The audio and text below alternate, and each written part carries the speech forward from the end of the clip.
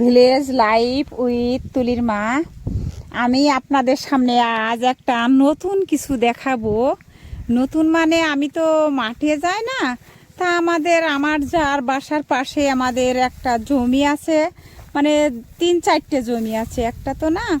দেখেন, আমি সেই জমিতে আমার জমির ধানের কাছে চলে আসিছি। আমি আলির পাড়েই দাঁড়িয়ে আছি। দেখেন, আমি দেখাবো আজকে আমার ধানটা এত সুন্দর হয়েছে, একই রকম। দেখেন, আসলে এত সুন্দর দৃশ্যটা দেখেন, আসলে বাতাসে হেলছে, এত ভালো লাগছে আমার এত ভালো লাগছে, আর দেখতে আসলে খুবই ভালো লাগছে। তাই দেখেন, বাতাসে এত সুন্দর দেখা যাচ্ছে। তাছাড়াও পাশের জমিতে আম গাছ লাগানো আছে, আম বাগান আছে। দেখেন,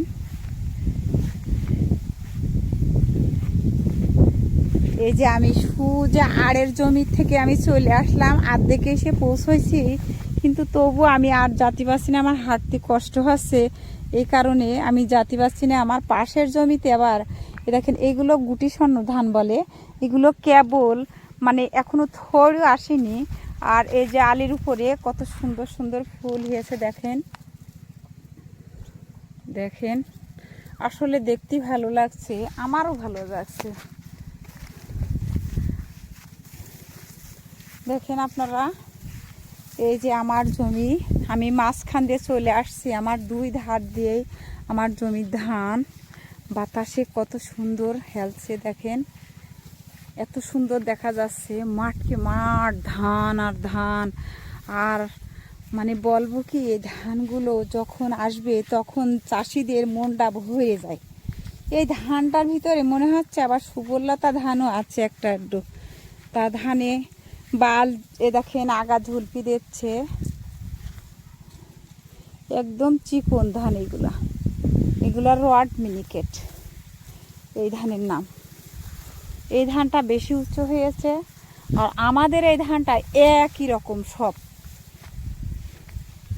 আমার বার পাশের দিকে ধানটা এক জায়গায় উঁচু, এক জায়গায় নিচু, আর আমাদের ধানটা সব মোট জমির ধান একই রকম।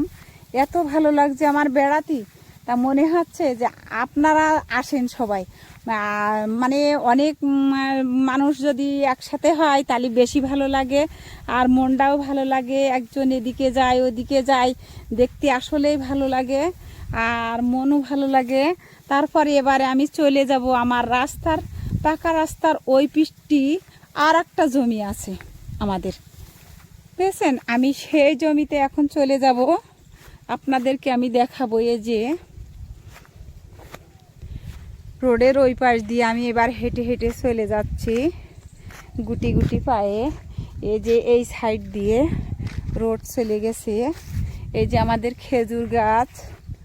তাছাড়াও এই যে ওই অনেক দূরে দেখা যাচ্ছে যে আমার জমিতে আম বাগান আছে, আর একটা আম বাগান আছে, মেহগুনি গাছের বাগান আছে। এ দেখেন, আমাদের অনেক জমি। ধান দেখেন কত সুন্দর হয়েছে, এই যে সব ধান।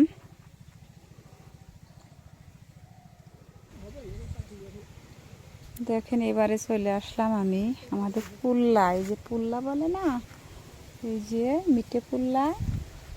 এই দেখেন, এই যে পটল ধরেছে, এই যে পুল্লা গাছ, এই যে সব ফুল হয়েছে। আপনাদেরকে আমি দেখাবো পুল্লা গাছ, ডাটা, বড় বড় ডাটা। দেখেন, এই যে পুল্লা ধরে রয়েছে,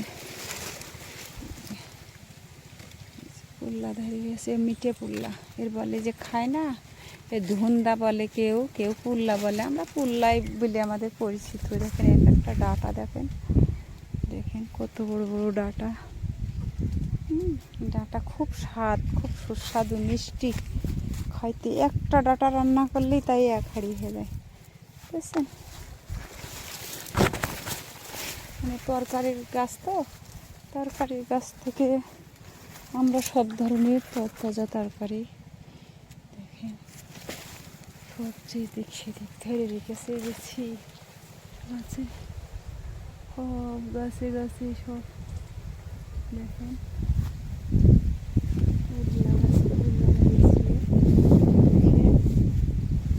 খুব ধরা ধরেছে, কয়টা খাবে। এই যে পটল পেকে পেকে যাচ্ছে, দেখেন চারিদিকে তরকারি আর তরকারি তরকারি, বাগান আর বাগান। এটা আমাদের আর একটা আম গাছ, আম বাগান। দেখেন এসব আম বাগানে এখন সার দিতে হবে। চারিদিকে আসলে ঘাস পাতা হয়েছে, খুব সুন্দর লাগছে আম বাগানে এসে। সবাই দেখেন ছাগল দিয়ে দিয়ে খাওয়ায়ে ছাগল নিয়ে আসে, গরু নিয়ে এসে খাওয়ায়ে আমাদের মানে গাছগাছালিগুলো সব নষ্ট করে দিচ্ছে। আমি এই যে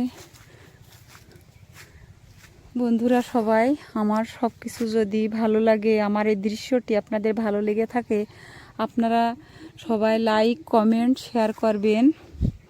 আর তাছাড়াও আমার জন্য দোয়া করবেন। সুস্থ থাকেন, ভালো থাকেন, এই আমার কামনা। আল্লাহ হাফেজ।